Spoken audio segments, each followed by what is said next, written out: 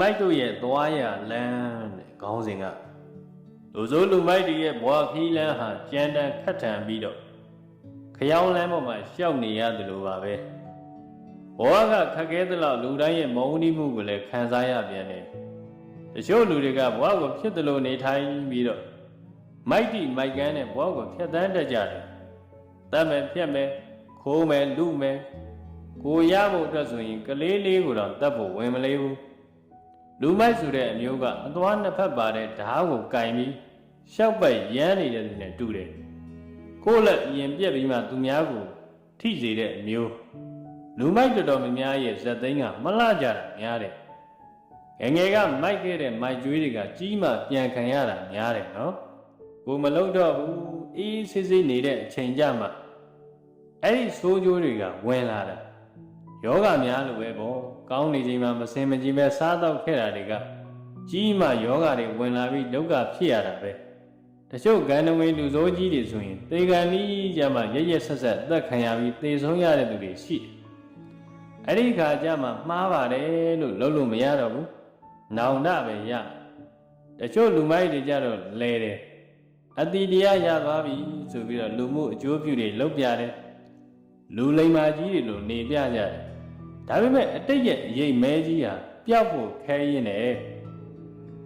ကိုတက်ခဲ့တဲ့လူတွေကိုအနိုင်ကျင့်ခဲ့တဲ့လူတွေကိုပြုခဲ့တဲ့အမားကြီးတွေကကို့နောက်ရိတ်ပမာလိုက်လာနိုင်တယ်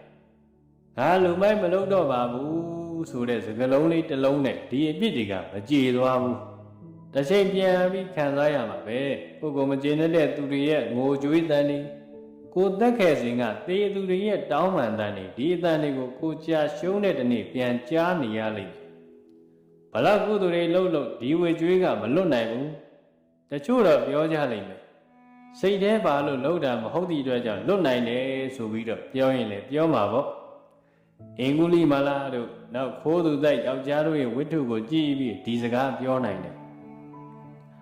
သူတို့တွေကအကုသိုလ်တွေကြီးကြီးမားမားလှုပ်ထားပေမဲ့ဘာကြောင့်တရားရသွားလဲဆိုရင်နောက်ဆုံးဘဝမို့တို့လက်ထက်မှာဆိုရင်တဲဟုဆရာတော်ကြီးဆိုရင်လည်းလူမိုက်ကြီးပဲလေ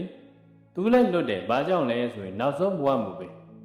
ဒီချက်တွေကိုကြည့်ပြီးတချို့လူမိုက်တွေကကန်းကော်မိုက်တကြတယ်ပြီးမှတရားအထုတ်မယ်ပေါ့လေနော်ဒီပုဂ္ဂိုလ်လူကြီးတွေကဘဝတန်တရားမှာခံလာခဲ့ပြီးပြီအခုခေတ်လူမိုက်တွေကတန်တရားတစ်ပတ်ခံရအောင်မှာကိုယ့်ရဲ့မိုက်ကျွေးကိုခန္ဓာနဲ့ပြန်ဆက်ရအောင်မှာပဲဒါမှန်ကန်တဲ့စကားပဲနော်လူမိုက်တိုင်းသာအလူတန်းလို့ကြောင်းဆောက်လူကားလူယုံနဲ့သူတို့ရဲ့အာဟုသို့ကြီးတွေကပျောက်သွားခြင်းဆိုရင်ကန်းပေါ်မိုက်ပြီးကြောင်းဆောက်လိုက်မယ်ဒါဆိုလွတ်သွားပြီပေါ့ဘယ်လွတ်ပါမလဲနော်ကိုလှုပ်ခဲ့တဲ့ကံကတော့ကိုခံရအောင်ပါပဲမိုက်တာကမိုက်ပြီးကုသိုလ်လုပ်တာကကုသိုလ်ရစေတာပဲမတူဘူးခွဲကြပြီးမြင်တတ်ဖို့လိုတယ်တချို့ကံတွေလူမိုက်ကြီးတွေဆိုရင်ဘဝတော့မချားလိုက်ဘူးဒီဘဝမှာပြန်ပြီးအသက်ခံရပြီးသိရတဲ့သူတွေရှိတယ်ဒါလည်းငယ်အကုသိုလ်ကံရဲ့အကျိုးကိုပေးတာပဲဒါကြောင့်ဘဝမှာအသိပညာမဲ့စွာပြုလုပ်ခဲ့တဲ့မိုက်ပြစ်တွေဟာပြန်လည်၍ခံစားရမှာမို့မိုက်ဆက်တွေကိုစောစောလေးသိမ့်ကြပါလို့တိုက်တွန်းလိုက်ရပါတယ်နော်